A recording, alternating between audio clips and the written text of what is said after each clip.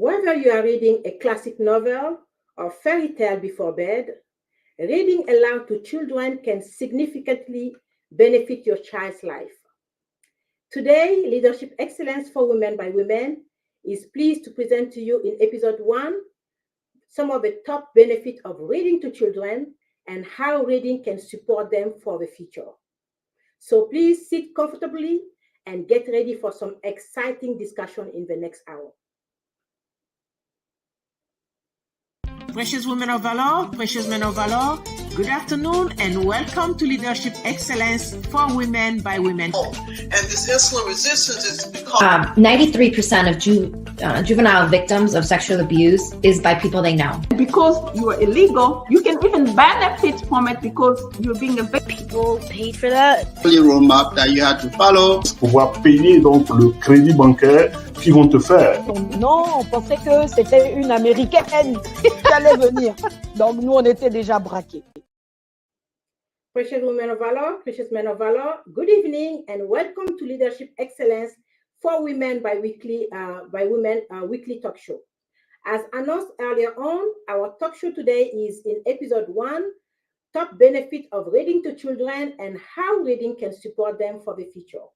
To discuss this, I am pleased to have on the set Miss LOIS Burke. She is the director and owner of Mrs. Burke Christian Academy that is based in Arlington, Texas. Can we please have Miss Burke on the set? Hello, Miss Burke. Hi, how are you? I am great. How about you? I'm doing good. Please kindly introduce yourself to our viewers. Yeah, so I'm Mrs. Burke with Miss Burke's Christian Academy. I've got a small school in Arlington. We have about 85 students, 85 to 95 students, depending on the year, the time of year. We are fully functional for kiddos between the ages of 2 and 12. That's great. Thank you for introducing yourself. And to have a great debate, we also have a second panelist. She is Dr. Corrie Harris. Can we please have her on the set? Hello, Dr. Corrie. How are you? I'm doing well. How are you? I'm great. Thank you so much. Would you mind please introducing yourself? Certainly. My name's Corrie Harris, and I'm the executive director for a nonprofit called Boook Explorers. It goes into daycare centers and does literacy programs in areas where the schools are failing. So we have a preschool program, an after-school program, and right now we're in the middle of the summer program, wrapping it up. We're going to dig into that in a moment. And before I forget, you both look beautiful, like usual. As do you. Thank you. So thank you again, both of you, for introducing yourself. We're going to get right into our subject. So we all know that, and research has proven that reading to young children has proved to improve cognitive skills and help along the process of cognitive development. This question is going to be for you, Ms. Burke. Could you please tell us what is cognitive development? Cognitive development is it's the thought, the emergence of the ability to think and understand. It's the construction of thought and process. It includes problem solving, decision making, childhood or from childhood through adolescence and adulthood. It's the actual reasoning of a person. It's your rationale. Yeah. I love what you just said, because definitely we are talking about kids here. And of course, those kind of skills at a very tender age are very critical. So, and I'm sure during the discussion, you will be able to give us more details. The next question will be actually for Dr. Corrie. So while I was doing some research in preparing this talk show, I stumbled into this quote that I really like. Andy, can we please have it on the screen? Here we go. So basically, this is the quote, and that's one of the benefit number 1 of reading to children. It is the talk that surrounds the reading that gives its power, helping children to bridge what is in the story and their own life, rather than just the vocalization of the word. What is your take on this, Dr. Corrie? I think that's a great quote because I think sometimes when, especially young children, think about reading, the main thing that they focus on is decoding the words. Decoding is just a fancy word of like sounding it out. But really, the whole purpose of reading is to find meaning. So if we're emphasizing when we're having conversations about, if we're reading aloud or, if a child's reading a book, hey, tell me what you like about that story. It's the conversation that's actually going to develop those thinking skills and also that social emotional development that, like, when you see a character that displays a lot of bravery, being like, oh, I love the way that he's brave, and that can inspire a child to be like, yeah, I want to be virtuous too. So. I like that. I like, because, of course, the quote looks very scientific, but here is Dr. Corrie, who was able to break it down for us and make it simple to understand. I'm loving this discussion. Let's get into another benefit. According to the American Academy of Pediatrics, more than 1 in 3 American children start kindergarten without the skill they need to learn to read. About 2/3 of children can't read proficiently by the end of the 3rd grade. Miss Burke, that is pretty scary. Yeah, it is, but it's very accurate. Yeah. So according to you, how could reading daily to young children starting as infants help with language acquisition, communication skills, social skill, and literacy skills? Let's have that on the screen. Andy, can we have that? Okay, here we go, Miss Burke. Yeah, so reading to your children from infancy on really helps to develop vocabulary. It helps to develop bonding. It helps you to teach a child to establish imagination and creativity. It sparks all these different things that really, really help a child before they can even talk, to understand the world around them. So I think that if we could teach parents to read to their babies on up, it would help us in our school system. Yeah, absolutely. And I purposely ask you this question because you own I don't know if I should say a daycare and at the same time also pre-care, but basically an academy, and Yes. you deal a lot with children. So let's keep on checking on some of the benefits for children. This will be for you, Dr. Corrie. Multiple studies have shown that students who are exposed to reading before preschool are more likely to do well when they reach the period of formal education. Yes. We would like to have your feedback on that. Yeah, I think there's quite a few reasons for that. One, sitting down and reading together, it's like an intimate kind of bonding thing with your child. And so that's going to create a positive association for your child. And so the child is going to be willing to do the work to practice reading because they already associate it with something good that they want to do. Another thing is it just increases the child's vocabulary. So if you get to kindergarten and you've never heard the word middle, then whenever you get to 2nd grade or 1st grade and you're trying to sound that out, if you don't have a high vocabulary, then the child has 2 lessons they have to learn once they get to school. So not only do they have to learn to sound out the word, but they're also having to learn what the word is and what the word means. And so they kind of have 2 strikes against them if they haven't been reading at home and they haven't developed that vocabulary. The third thing I'd say is, if you haven't been reading at home, it's very likely that your attention span is very limited. Reading with a parent is very connected to attention span.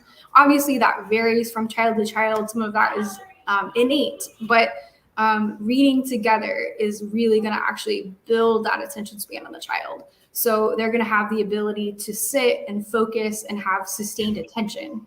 So I'd say reading at home definitely kind of lays the foundation for academic success.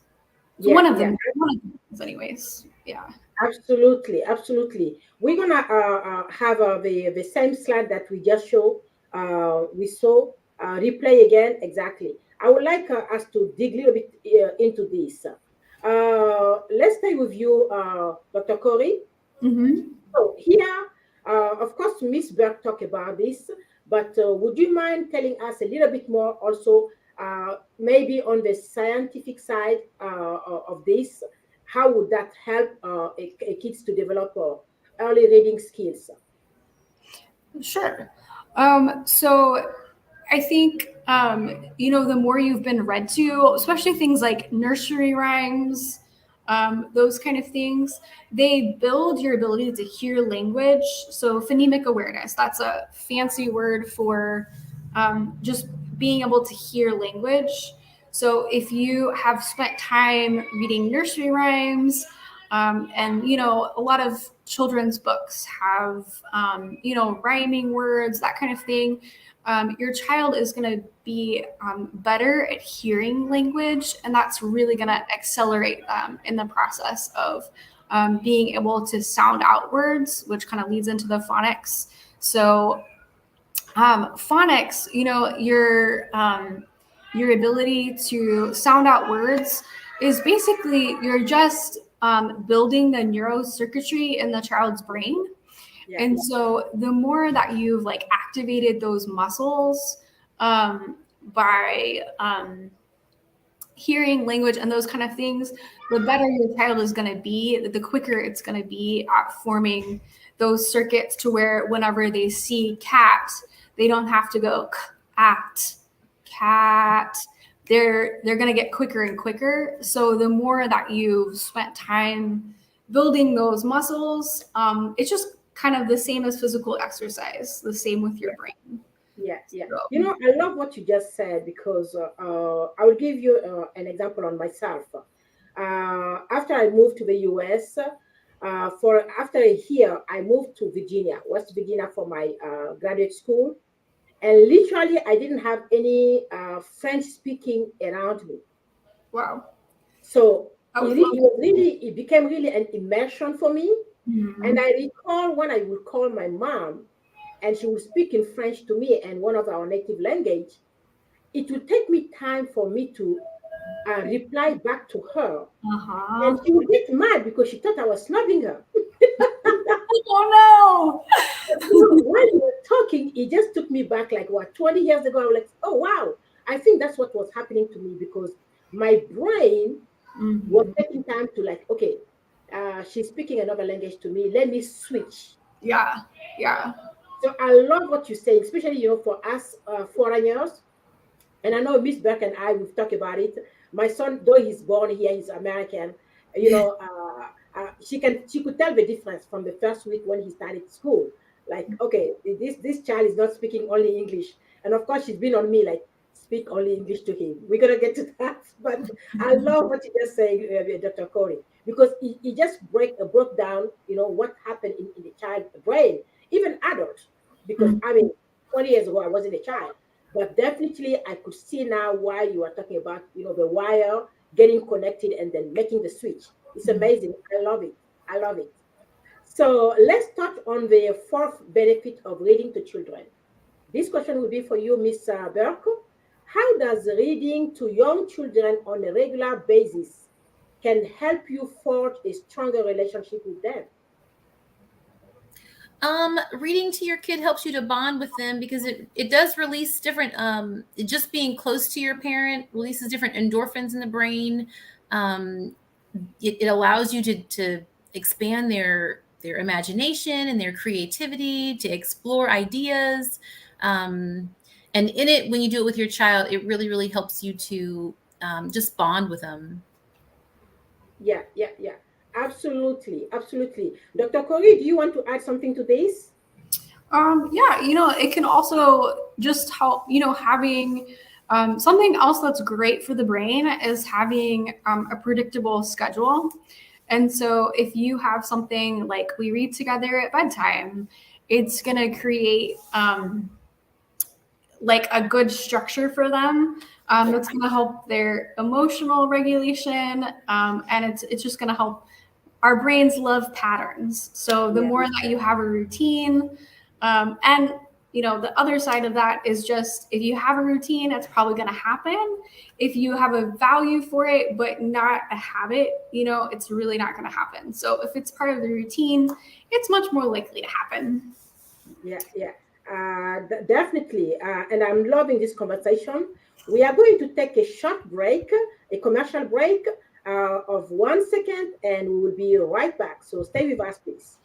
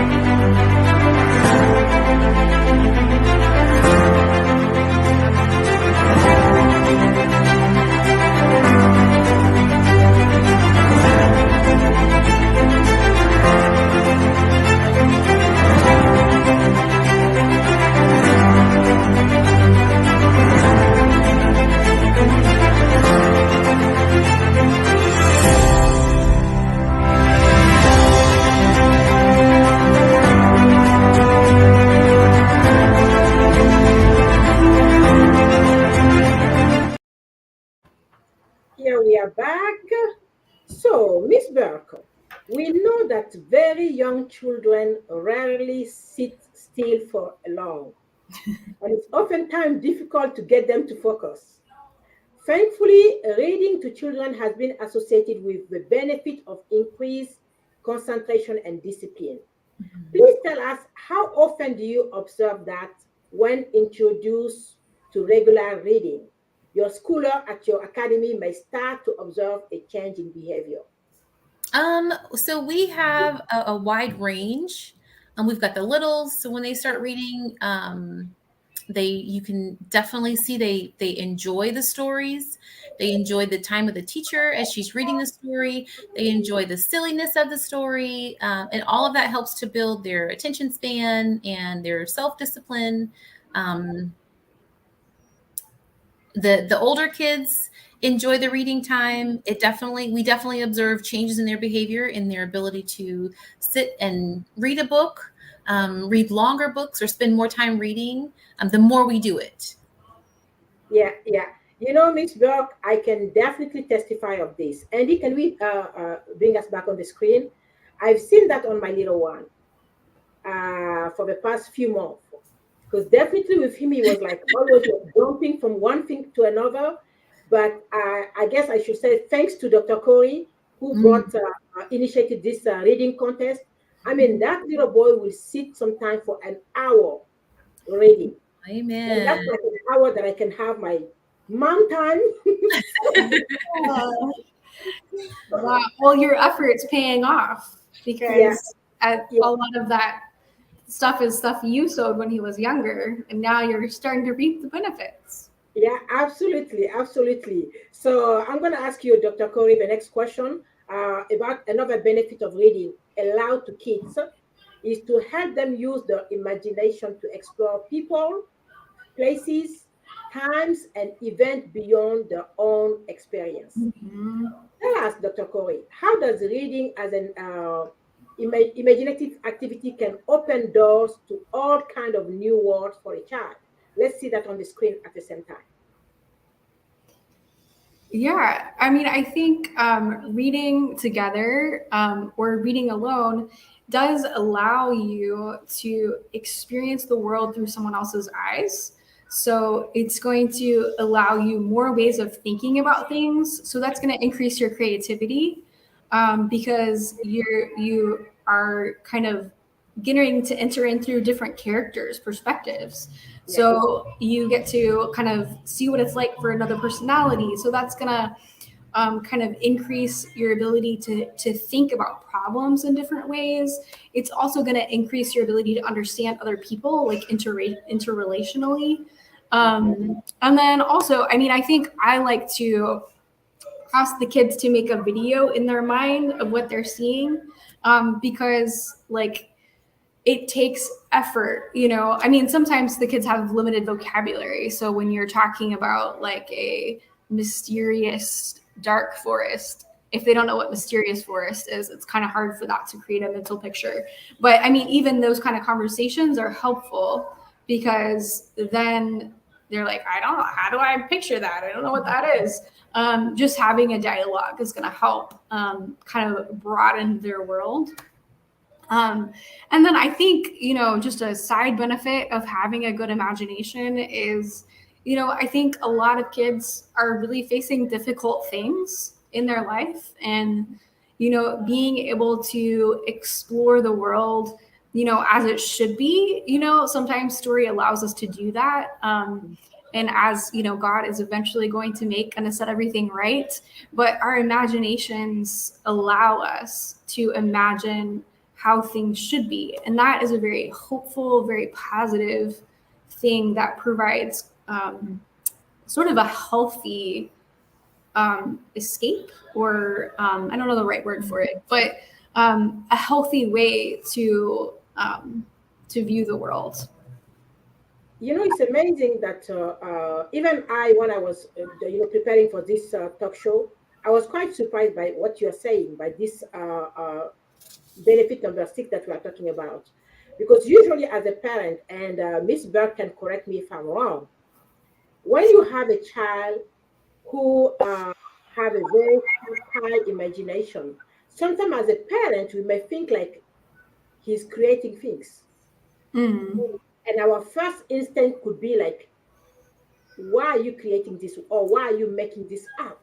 And here we are, in this talk show, we are talking about, this is a great thing for a child to have such an imagination that can, create things in their head. So tell us a little bit about it, Miss Burke, as an owner of an academy, what is your thought on that? Like, what advice would you give to parents? I think it's healthy. It's age appropriate. It's healthy for them to explore their imagination, and sometimes if that means making stories up, it's okay, as long as we can obviously get the truth out. But it does exactly. That's my point, because as a parent, we are always telling them, tell the truth, and then you guys are saying something, oh, there's a great benefit. That's why I'm like, okay, let's take a pause here and break it down for parents. So yeah, I think it's healthy. I think it also helps them to explore their own thoughts in the imagination. I've got a little one that has got a huge imagination, and so she likes to do that. Sometimes you have to find what is the truth of it, because there is a truth in it. She's just made it so big. Yeah. And sometimes maybe that's how she's viewing it, and that's okay too. I don't want to take that away from her personality, because you never know what God can do with that. Like that can be a huge thing for you, just to imagine something that's not there and then create it or build it. And so it's a good thing. Yeah. Well, thanks for the reassurance, because truthfully, as African mom, I would be like, okay, little boy, where are you getting this from? So if you don't know, of course, it can make you a little bit worried. That's the reason why, after a year of him going to your academy, I was like, I think, especially the parents from the diaspora, they need to hear this. Yes. So sometimes we struggle. We have different culture. You were able to pick that up right away. And then, within a few months, I saw him coming and then getting excited about reading. And he kept talking about Miss Corrie, Miss Corrie, Miss Corrie. I'm like, okay, who is this Miss Corrie? Then, not only that, it's like every time that he comes, he will come back with little toys, gifts. And I'm like, where did you get that from? Oh, Miss Corrie gave it to me. Why? Because I read. And now the whole house is full, like, with little toys. I'm like, okay, I need to. Sorry. They're in the laundry. I'm like, some days I'm like, okay, one more gift from Miss Corrie, I'm going to scream. But we are almost at the end of episode 1. However, I would like to get your feedback on benefit number 7 for both of you. What is your thought on the last benefit of reading to children, namely cultivating a lifelong love of reading? Let's have that on the screen, and I will let you decide who want to answer first. I can go first. So I think that cultivating reading or cultivating a lifelong love for reading is very important. And sometimes it takes culture to do that. So here at our school, we've created, or we strive to create a culture of reading where reading is socially acceptable. It's fun. It's cool. It's associated with whether you get prizes or extra points. It's something that we all do, and I think as creating a culture of it helps the kid to hold on to it for a lifelong experience. Yeah, absolutely. Dr. Corrie, your final word on this? Yeah, I mean, I think that's the ultimate goal. I think I do give an insane amount of prizes, using them as like benchmarkers for skill or something like that to kind of get through kids the hard work of learning to read. But my hope is that the kids will come to a place where, and I do have some kids who just want to come and can I just sit and read? And they're not asking for more tokens or, to get anything other than the pleasure of reading. And I think that would be my goal for all of the kids because, not only is reading great for your brain, like even as an adult, but it's a really, it's a good thing for expanding your world. And it's, of all the ways that you could spend your free time, I think it's one of the healthiest things you could do for your soul. Yeah. And can I add one more thing? Absolutely. When it comes to lifelong reading, the benefit is as you age, the first thing that starts to go is your mind. But reading really is that exercise that helps your mind to stay, thinking and processing and being able to cognitively look at something and not, fade into, what's not here. And so if we can cultivate it, if they can just go to the library and just read just for the sake of reading as they age, just picking up a book to read, in your 70s, 80s, and 90s, it really keeps that mind going. Yeah. I love, what you just said, Miss Burke, because sometimes we don't think of that, but really it helps, even with Alzheimer's disease, which will be another subject that I would like to bring on the show one day, but definitely helping, the neuron and just like Dr. Corrie said, the cell to still be active because it's all about exercising those muscles. Yes. Yeah. And before we conclude, Miss Burke, with school starting very soon, would you mind to tell us a little bit about your academy? We would like to know more about what you do and how parents in the DFW can find you, register for their kids. Yes, I would love to. Yeah, we're a small school. We're small but mighty. We believe in academics as well as the Word of God and personal discipline. Our teachers are required to be disciplined. We instill discipline in our students. We want them to have fun, but we want them to also learn to be disciplined and finish their assignments, finish the things that they start, to work hard at whatever they do and whatever they're doing, to do it to the glory of God, to the best of their ability. We use a Jesus-centered curriculum that teaches them scriptures. It teaches them a ton about the gospel, so that not only are they learning academically, but they're also learning spiritually. And those two, and they're very old curriculum. So the benefit of an old curriculum is it has so much meat and potatoes. We teach kindergarten through 6th grade. We welcome anybody who's got a student. We've got some littles too. We've got 2-year-olds, 3-year-olds, and 4-year-olds. So we teach them as well. Yeah. So what's the age range that you take kids in? From 2 to 12. Okay, perfect. And of course, during summer you have should I say summer school? So we have a summer program. We don't like to call it school because it's not like a Yeah. It's not curriculum based. It's just they do exercise a little bit on math and a little bit in like science when we're doing science activities and things like that. We do have the reading program there for the summer. But they still have a lot of fun. So they have way more fun than like a summer school. Absolutely. I mean, that's the reason why last year when I brought my little one, and I think it was second week, he came back and with the calendar of activity, and he was talking about budget. I'm like, wait a minute. You guys are learning about budget. I think some parents need to go there too. So. Oh yes. Well, this week is business week, so we're doing there. We've got four institutes. We've got a farmers market. I think your son he's over the housing department or real estate. He's going to be selling some real estate. We've got some nail shops and some restaurants. So on Friday, our parents are going to come in and shop with us.